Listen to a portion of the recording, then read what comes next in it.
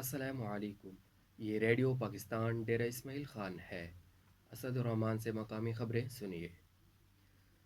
خیبر پختونخوا کے وزیر صحت و خزانہ تیمور سلیم جگڑا نے کہا ہے کہ پولیو کے مکمل خاتمے کے لیے حکومت بنوں اور ڈیرہ اسماعیل خان ڈویژن میں انسداد پولیو مہم پر خصوصی توجہ دے رہی ہے۔ یہ بات انہوں نے chief secretary Khyber Pakhtunkhwa doctor Shahzad Bangash کے ہمراہ صوبائی ٹاسک فورس برائے انسداد پولیو کے اجلاس کے دوران بتائی۔ صوبائی وزیر نے کہا ہے کہ ضم شدہ اضلاع سمیت صوبے بھر میں بنیادی مراکز صحت میں بہتری لائی گئی ہے اور ان میں ڈاکٹروں اور دیگر عملے کی دستیابی کو یقینی بنایا گیا ہے۔ اجلاس کے دوران چیف سیکرٹری نے تمام اضلاع کے ڈپٹی کمشنر اور محکمہ صحت کے افسران کو پولیو مہمات کی کامیابی کے لیے اقدامات اٹھانے کی ہدایت کی۔ انہوں نے کہا کہ فیک فنگر مارکنگ کرنے والوں کے خلاف سخت کارروائی عمل میں لائی جائے گی۔ چیف سیکرٹری نے مزید ہدایت کی کہ بچوں کو حفاظتی قطرے پلانے سے انکاری والدین کو قائل کرنے کے لیے بھی اقدامات اٹھائے جائیں۔ خیبر پختونخوا کے وزیر بلدیات و دیہی ترقی فیصل امین گنٹاپور نے کہا ہے کہ حکومت ضلع ٹانک کی تعمیر و ترقی کے لیے انقلابی نوعیت کے ترقیاتی منصوبے متعارف کرا رہی ہے۔ اپنے ایک بیان میں انہوں نے کہا کہ ضلع میں عوام کو پینے کے صاف پانی کی فراہمی کے لیے ٹانک ضام سمیت متعدد فراہمی آب کے منصوبوں پر کام جاری ہے۔ صوبائی وزیر نے کہا کہ عوام کے آمد و رفت سے متعلقہ مسائل کے حل کے لیے چینا روڈ، درکی روڈ، مانجی رغزہ روڈ، ٹریفک پوائنٹ سلنگر بائی قبرستان روڈ سمیت متعدد سڑکوں کی تعمیر و مرمت پر بھی کام کیا جا رہا ہے۔ فیصل امین گنڈاپور نے مزید بتایا کہ ضلع کی جامع مساجد کو شمسی توانائی پر منتقل کیا جا رہا ہے۔ انہوں نے کہا کہ ترقیاتی منصوبوں کی تکمیل سے نہ صرف عوام کا معیار زندگی بلند ہوگا بلکہ انہیں تمام تر بنیادی سہولیات ان کے گھر کی دہلیز پر فراہم کرنے میں مدد ملے گی۔ ڈپٹی کمشنر بکھر عمران حامد شیخ نے کہا کہ ضلع میں پولٹری مصنوعات کی قیمتوں میں کمی لانے کے لیے ہنگامی بنیادوں پر اقدامات کیے جا رہے ہیں۔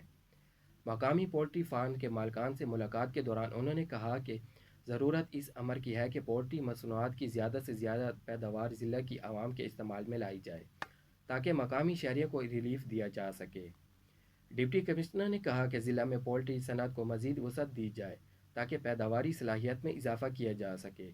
اس موقع پر ضلع میں برائلر مرغی کے نرخوں کو کم کرنے کے حوالے سے مختلف امور و تجاویز پر تبادلہ خیال کیا گیا۔ خیبر پختونخوا حکومت نے صوبہ کے غیر اور مستحق خاندانوں کو اشیائے خورد و نوش پر ریلیف دینے کے لیے انصاف فوڈ پروگرام شروع کرنے کا فیصلہ کیا ہے۔ صوبائی کابینہ کے اجلاس میں کیے گئے فیصلے کے مطابق پروگرام کے تحت صوبے کے 10 لاکھ نادار خاندانوں کو آٹے اور دیگر اشیائے خورد و نوش کے لیے ماہانہ 2100 روپے دیے جائیں گے۔ اجلاس میں یہ بھی فیصلہ کیا گیا کہ صوبے میں احساس پروگرام کے تحت جاری عوامی فلاح و بہبود کے منصوبوں کو جاری رکھا جائے گا۔ اس موقع پر بتایا گیا کہ انصاف فوڈ کارڈ پروگرام کے لیے احساس پروگرام کا ڈیٹا استعمال کیا جائے گا۔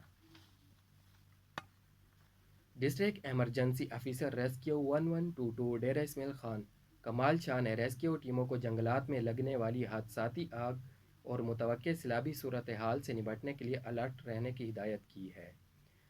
وہ موجودہ صورتحال کے دوران ہنگامی حالات سے نمٹنے کے لیے منعقدہ جائزہ اجلاس کی صدارت کر رہے تھے۔ اس موقع پر جنگلات میں لگنے والی حادثاتی آگ اور دیگر ہنگامی صورتحال سے نمٹنے کے لیے تیار کردہ منصوبے کا جائزہ لیا گیا۔ محکمہ فوڈ ڈیرہ اسماعیل خان کی جانب سے شہری کو مقرر کردہ نرخوں پر معیاری اشیائے خورد و نوش کی فراہمی یقینی بنانے کے لیے کارروائیوں کا سلسلہ جاری ہے۔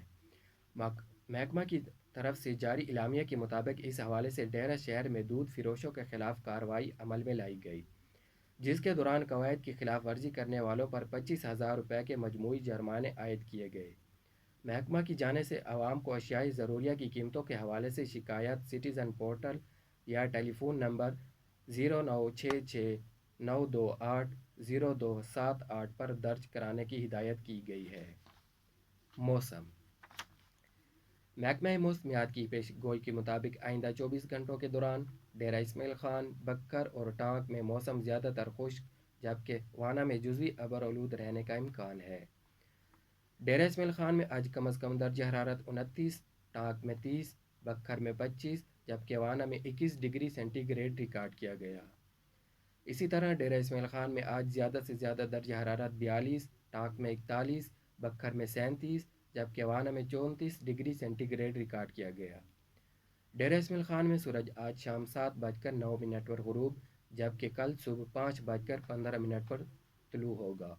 مقامی خبریں ختم ہوئیں۔